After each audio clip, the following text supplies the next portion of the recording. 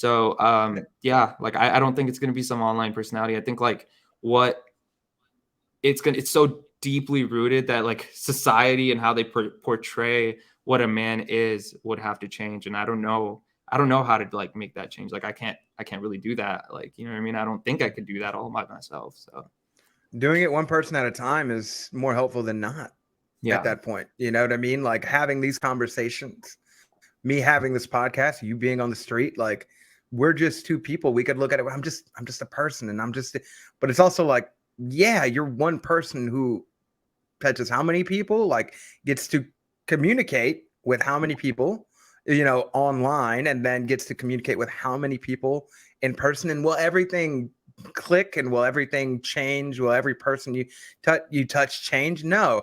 But like the thing that I learned very early on by doing this particular podcast, Unfiltered Bachelor, is like, even if I could shift somebody's life 1%, that 1%, mathematics, do mathematics, right? Statistics, whatever.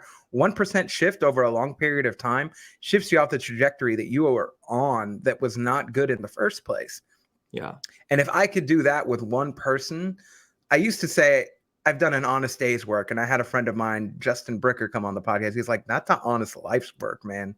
Like, there's people that don't give a shit about people. There's people that don't care. There's people that are just okay with doing their day job, okay with watching Netflix, and like other people just don't appeal to them. Changing other people's lives doesn't appeal to them. Yeah.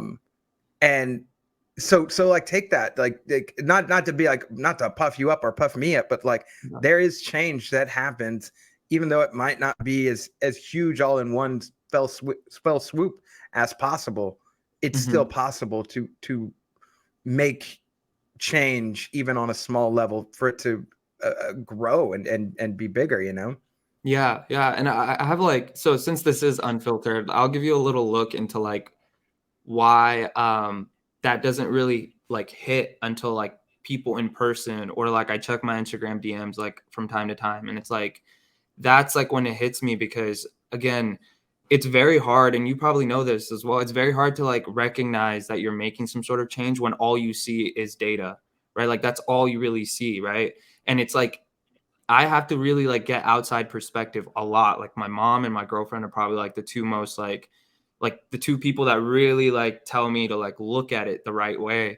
Cause when you have like videos popping off, and like at this point I don't really even like, I'm not really posting a lot of the stuff myself. Like it's all managed, right? So it's like at this point I just kind of go in there, check everything's going good, and then go back to like doing my show, right? And Right. it becomes very hard to humanize the numbers, because and I did this both for a good reason, but I think it's backfired. So my reason behind this was that I never want to become like big headed in any way. Like I don't want to feel like, oh, like I have so many thousands of followers. Oh wow, I'm such a famous guy. Like I'm just like, dude, it's literally just numbers. Like I'm no different than someone else. Just because the number on my little screen on a device says that, oh, like this is, there's like a bunch of people that are following your stuff. I that's how I look at Right. it.